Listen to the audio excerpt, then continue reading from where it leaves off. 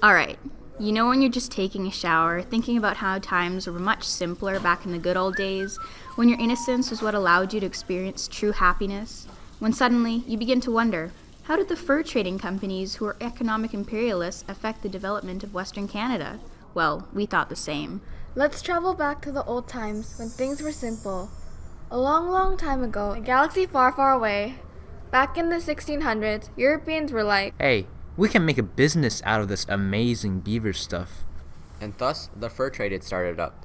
The Europeans implemented this system of economic imperialism, which was basically having colonies supply them with raw materials, while the European motherlands turned them into fine manufactured products. The Europeans loved the beaver hats, and they were in high demand. Since Western Canada had these economic imperialistic companies, the lands weren't even settled properly, so people were coming and going. Western Canada was part of a business plan to make money off of its resources.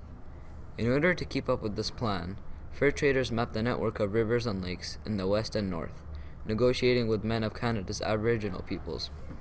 They asserted economic dominance over Canada, and they sucked up a lot of the resources without the natives' consent, since they weren't living there.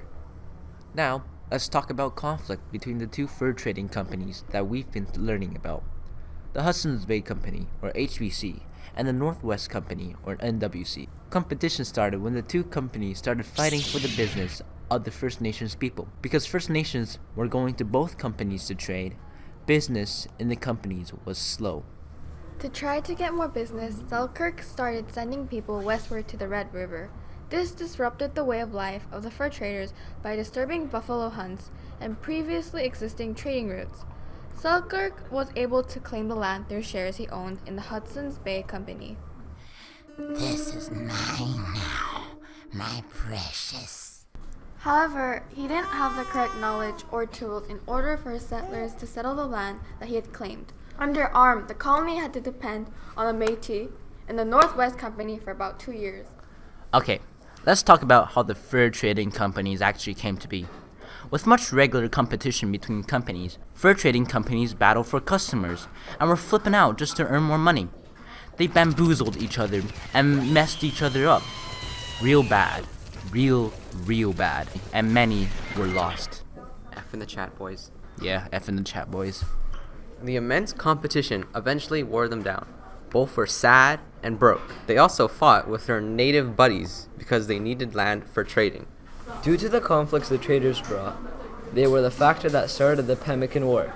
The Pemmican War was started due to the fact that the Northwest Company heavily relied on one pemmican supply, with the Hudson's Bay Company relied on the nation's provisions.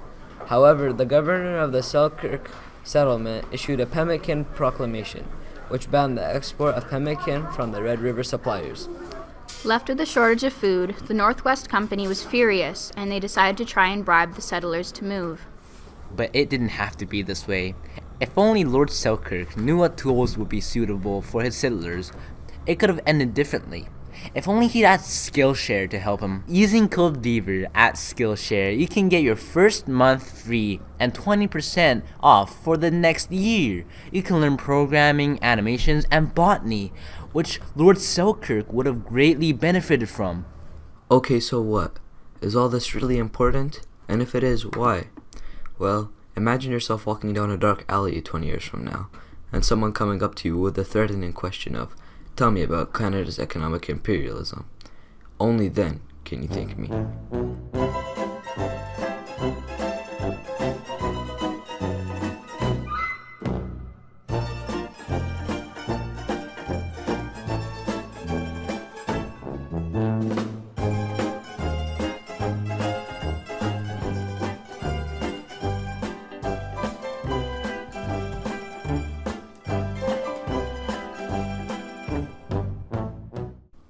And to all you die-hard fans out there who made it till the end of the video, thank you very much. Make sure to smash that like button and subscribe.